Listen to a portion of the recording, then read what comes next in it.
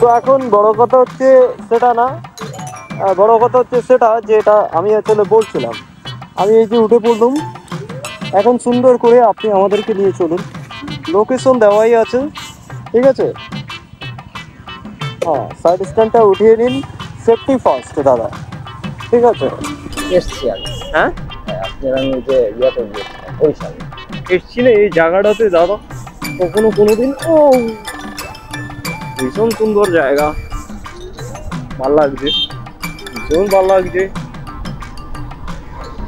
আমাদের ড্রাইভার দাদা আসলে ম্যাপের দিকে তেমন একটা লক্ষ্য না রেখে রাস্তার সৌন্দর্য দেখতে দেখতে একদম ভীষণ করে চলে গেছেন একটি ভুল রাস্তাতেই। সেটা বড় কথা না দাদা, তাই না দাদা? বলি ও দাদা, এখান থেকে ডানে যেতে হবে দাদা, ঠিক আছে? এইটা নেই। হ্যাঁ, এখান থেকে ডানে যেতে হবে, ডানে। সেটা কিন্তু বড় কথা নয়, বড় কথা হচ্ছে এখান থেকে ডানে যেতে হবে। ডানে যাওয়ার পর এই রাস্তাটা ধরে আপনাকে যেতে হবে এবং যেতেই হবে, ঠিক আছে? সেটা হচ্ছে বড় কথা। ছোট্ট একটি রাস্তা, ভীষণ সুন্দর, খুবই সুন্দর।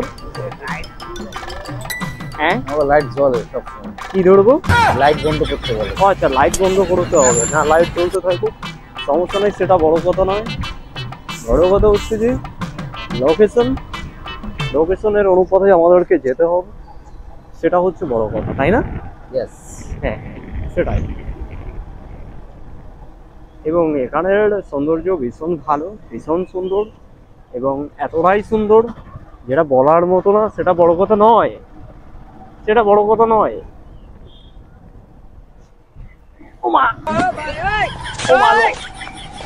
দাদা রাস্তার সাথে সাথে লোকেশনটাকেও একটু দেখবেন, ঠিক আছে? না হলে কিন্তু একদম আমাদেরকে কুপকাত হয়ে যেতে হবে, একদম ভীষণ সুন্দর করে অন্য কোনো জায়গাতে আমরা পৌঁছে যাবো, সেটা হলো বড় কথা।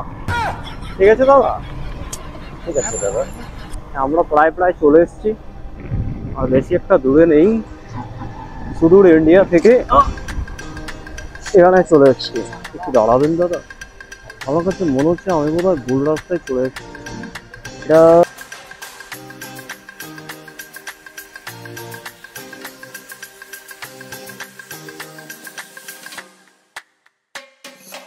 গোপালগঞ্জের বাজার কি মেইন টাউন কি ভিতরে? Thank you.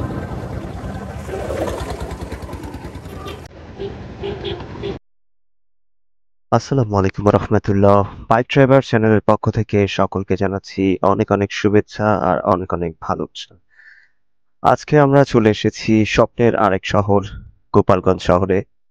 এই শহরের এক প্রান্তে রয়েছে একটি মিষ্টির দোকান। দোকানটির নাম রণজিৎ মিষ্টান্ন ভান্ডার।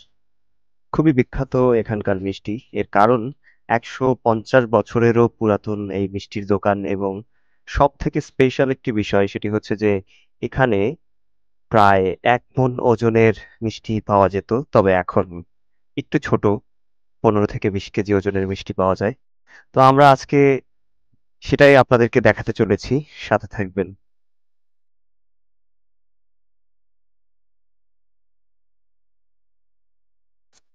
ছোট বড় অনেক রাস্তাকে অতিক্রম করে অবশেষে দেখা মিলল সেই রণজিৎ মিষ্টান্ন ভান্ডার দোকানটিতে।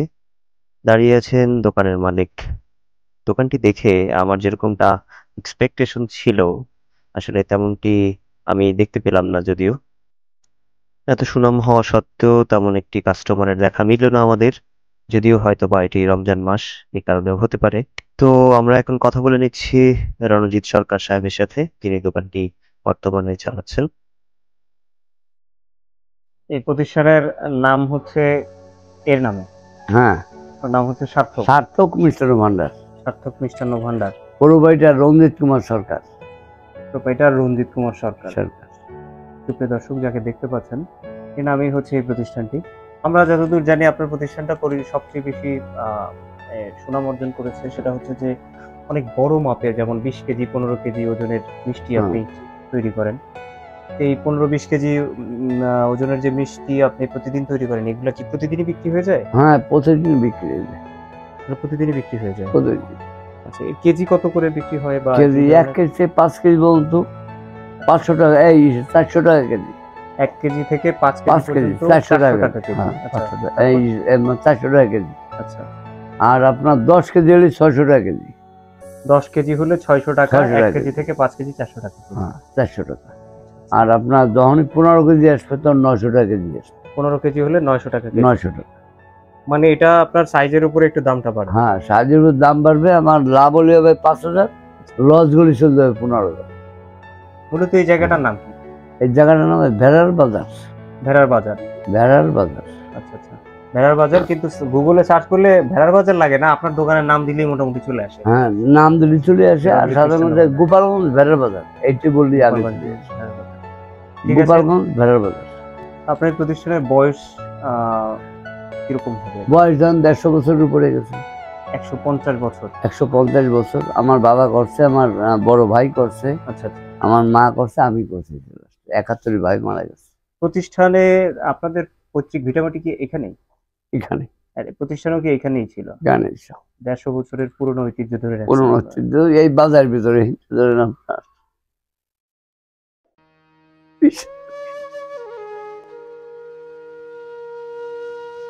150 বছরের স্মৃতি আর বাবা মায়ের কথা বলাতেই নিজের অজান্তে ওনার চোখে এসে গেল জল। আমরা তাকে বুঝতে না দিয়েই চাইলাম মিষ্টি খেতে।